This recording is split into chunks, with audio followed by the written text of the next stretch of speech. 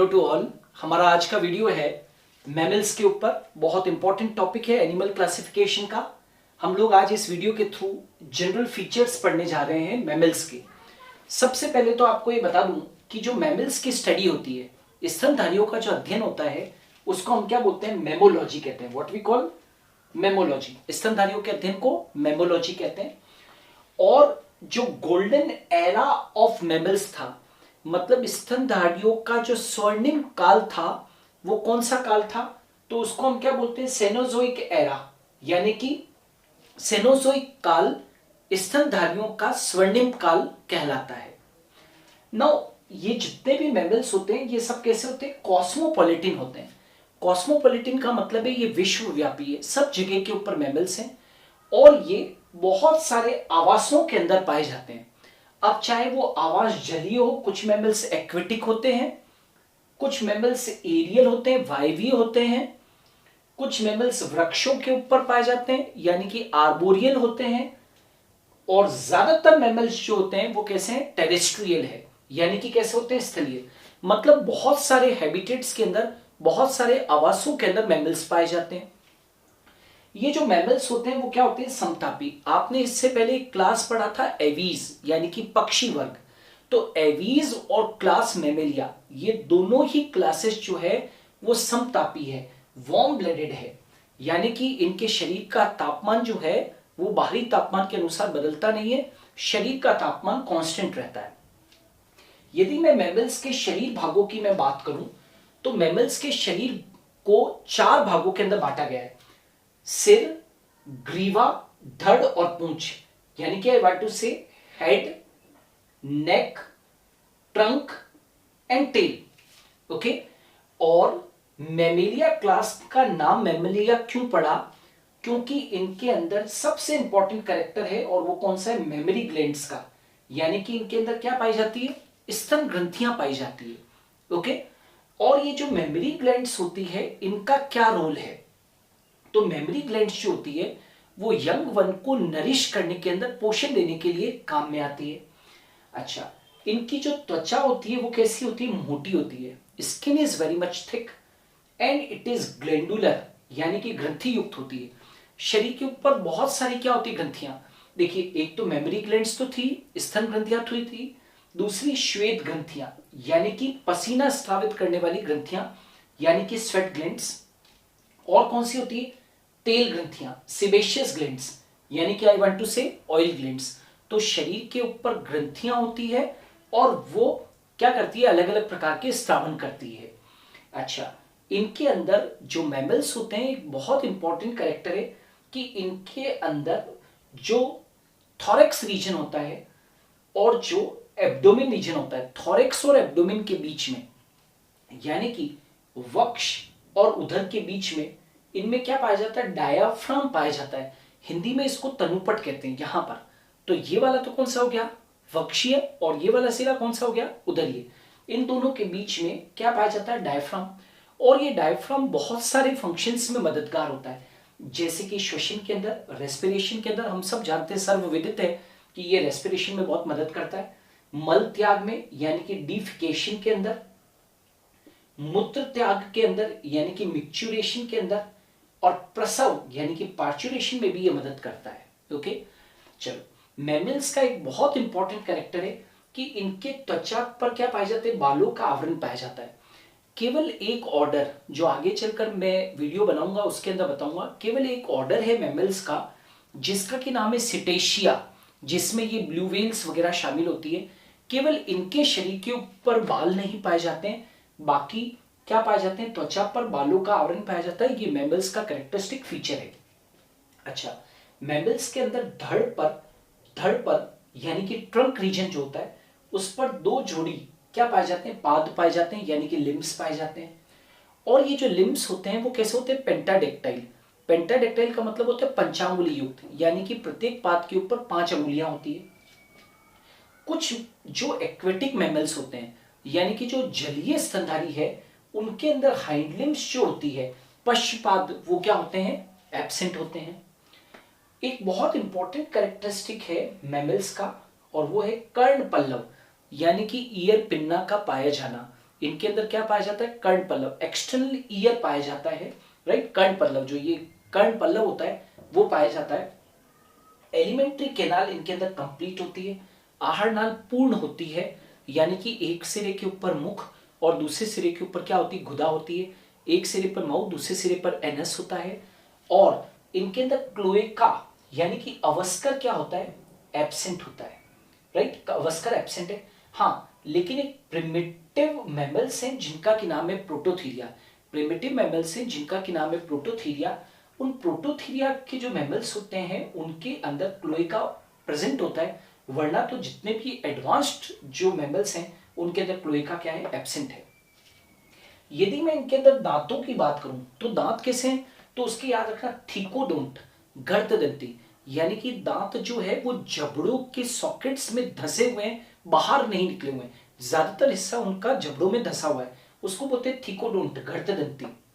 दूसरा heterodont. Heterodont का मतलब होता है दांत अलग अलग प्रकार के होते हैं, विषम दंती, जैसे इंसीजर, कैनाइन, प्रीमोलर और molar.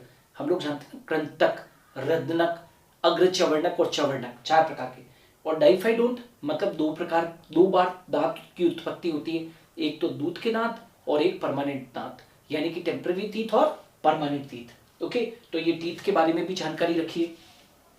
Respiration by one pair of lungs, इनके अंदर श्वसन के लिए एक जोड़ी क्या पाए जाते हैं, फेफड़े पाए जाते हैं। मतलब कि लंग्स के थ्रू क्या होता है, रेस्पिरेशन होता है। इनके अंदर जो साउंड प्रोड्यूसिंग ऑर्गन है मैमल्स के अंदर, यानी कि जो ध्वनि उत्पादन अंग है वो कौन सा है, लैरिंक्स, कंठ होता है, लैरिंक्स। और इस कंठ के अंदर क्या प्रेजेंट होती है, वोकल कॉर्ड्स, वाक रज्जु होते हैं जो ध्वनि का उत्पादन करते हैं। इनमें पूर्ण 4 कोष्ठीय हृदय पाया जाता है, कंप्लीटली 4 चैम्बर्ड हार्ट होता है। और हार्ट की विशेषता है कि केवल बायां देहिक चाप ही उपस्थित होता है जो संपूर्ण शरीर के अंदर शुद्ध रक्त का प्रेषण करता है। They have only left aorta. पक्षियों के अंदर हमने क्या पढ़ा था कि उनके अंदर राइट एओर्टा होता है, दायां देहिक चाप होता है, लेकिन इनके अंदर क्या होता है, बायां देहिक चाप उपस्थित होता है। और इनमें दोहरा परिसंचरण, डबल सर्कुलेशन पाया जाता है। डबल सर्कुलेशन का मतलब होता है हृदय से रक्त 2 बार गुजरता है, and hence it is called as double circulation. RBC non nucleated होती है, यानी कि केंद्रक विहीन होती है। लेकिन अपवाद है कि कैमल और लामा में, कैमल और लामा बिल्कुल ऊंट जैसा ही होता है, उससे थोड़ा सा छोटा होता है। कैमल व लामा की आरबीसी में न्यूक्लियस क्या होता है, उपस्थित, वरना तो आरबीसी के अंदर न्यूक्लियस नहीं होता है। स्कल जो होती है वो कैसे होती है, डाइकोंडाइलिक। स्कल कैसी है, डाइकोंडाइलिक है, यानी कि स्कल के अंदर यहां पर द्विअस्थिकंदीय अवस्था पाई जाती है, यानी कि डाइकोंडाइलिक कंडीशन पाई जाती है। नेक जो होती है, ग्रीवा, उस ग्रीवा के अंदर कुछ अपवादों को छोड़ दो तो 99% मैमल्स के अंदर कैसे होती है, 7 ग्रेव कशेरुकाएं होती है, यानी कि आई वांट टू से 7 सर्वाइकल क्या पाई जाती है, वर्टिब्रास पाई जाती है। ओके, और इनके अंदर एक्सक्रीशन के लिए एक जोड़ी मेटानेफ्रिक किडनी पाई जाती है। इनका जो उत्सर्जी पदार्थ होता है वो क्या होता है, यूरियोटेरिक, यानी कि यूरिया का उत्सर्जन करते हैं। और इनके अंदर मस्तिष्क बहुत विकसित है, सेरिब्रम यानी कि प्रमस्तिष्क और सेरिबेलम यानी कि अनुमस्तिष्क, ये दोनों विकसित होते हैं, इसीलिए मैमल्स को इंटेलिजेंट प्राणी कहा गया है। ठीक है, इनके अंदर बैलेंसिंग की क्षमता होती है, रीजनिंग की क्षमता होती है, मेमोरी की क्षमता होती है, इंटेलिजेंस की क्षमता होती है, क्रिएटिव आइडियाज की क्षमता होती है, ठीक है, कॉन्शियसनेस की क्षमता है, एक्सेट्रा एक्सेट्रा। कॉर्पस कैलोसम, आपको मालूम होना चाहिए कि जो सेरिब्रम होता है, प्रमस्तिष्क, ये 2 सेरिब्रल हेमिस्फीयर से मिलकर बना होता है, 2 प्रमस्तिष्क गोलार्धों से मिलकर बना होता है। और मैमल्स के अंदर दोनों प्रमस्तिष्क गोलार्धों को जोड़ने वाली जो रचना है वो कौन सी, कॉर्पस कैलोसम है। और याद रखना कॉर्पस कैलोसम केवल मैमल्स की विशेषता है। मिड ब्रेन, मध्य मस्तिष्क जो होता है, इस मध्य मस्तिष्क के अंदर 4 दृक पिंड पाए जाते हैं, 4 ऑप्टिक लोब्स पाए जाते हैं। क्योंकि मैमल्स की मिड ब्रेन के अंदर 4 ऑप्टिक लोब्स पाए जाते हैं, इसीलिए तो हम मैमल्स की मिड ब्रेन को क्या कहते हैं, कॉर्पोरा क्वाड्रिजेमिना। मैं एक बार फिर से रिपीट कर दूं, कॉर्पोरा क्वाड्रिजेमिना। कॉर्पोरा क्वाड्रिजेमिना का मतलब है कि मिड ब्रेन के अंदर 4 ऑप्टिक लोब्स है। अच्छा, जो क्रेनियल नर्व से कपालीय तंत्रिकाएं जो होती है वो कितनी जोड़ी है, इनके अंदर 12 जोड़ी है। कपालीय तंत्रिकाओं की संख्या कितनी है, 12 जोड़ी। अच्छा, ज्यादातर मैमल्स जो है वो सब कैसे हैं, एक लिंगी है। और फर्टिलाइजेशन आंतरिक है, शरीर के अंदर होता है। जैसे कि फैलोपियन ट्यूब्स वगैरह होती है, उसके अंदर क्या होता है, फर्टिलाइजेशन होता है। इनमें अपरा पाया जाता है, राइट। माँ और बच्चे के बीच में जो कनेक्शन होता है उसको क्या बोलते हैं, अपरा कहते हैं। तो ये प्लेसेंटल एनिमल्स कहलाते हैं। ज्यादातर ऑर्गेनिजम्स के अंदर प्लेसेंटा होता है, ठीक है। कुछ को, प्रिमिटिव मैमल्स को छोड़ दीजिए, तो बाकी सबके अंदर प्लेसेंटा होता है। ज्यादातर ऑर्गेनिज्म विविपेरस होते हैं। विविपेरस मतलब बच्चों को जन्म देते हैं। लेकिन कुछ प्रोटोथीरियंस वगैरह जो होते हैं, जैसे कि हम जानते हैं प्रोटोथीरियंस, वो अंडज होते हैं, अंडे देते हैं, ठीक है। अच्छा, अंडे वैसे तो अपीतकीय होते हैं मैमल्स के, यानी कि एलेसिथल होते हैं। लेकिन प्रोटोथीरियंस के अंदर पीतक की मात्रा अच्छी खासी पाई जाती है, ठीक है। पैतृक संरक्षण, पेरेंटल केयर पाया जाता है। Are you getting? जिस तरीके से पक्षियों के अंदर पेरेंटल केयर होता है, वैसे ही हम मैमल्स के अंदर क्या होता है, पेरेंटल केयर। यानी कि जो पेरेंट्स होते हैं वो बच्चों की क्या करते हैं, केयर करते हैं, ठीक है। तो पेरेंटल केयर यानी कि पैतृक संरक्षण पाया जाता है। ये एमनियोट्स हैं। ये प्राणी कैसे हैं, एमनियोट्स हैं। मैंने आपको प्रीवियस वीडियोस के अंदर भी बताया, एमनियोट्स का मतलब होता है कि इनके अंदर 4 बाह्य भ्रूणीय झिल्लियां होती है। देखिए, भ्रूणीय झिल्लियां तो एक्टोडर्म, मेसोडर्म, एंडोडर्म तो है ही अपनी जगह पे, लेकिन उसके अलावा 4 बाह्य भ्रूणीय झिल्लियां भी होती है। जैसे कि मैंने पहले भी बताया, एमनियोन, कोरियोन, एलेंटोइस और योक्सेक। वापस से बोल दूं, एमनियोन, कोरियोन, एलेंटोइस और योक्सेक, ठीक है।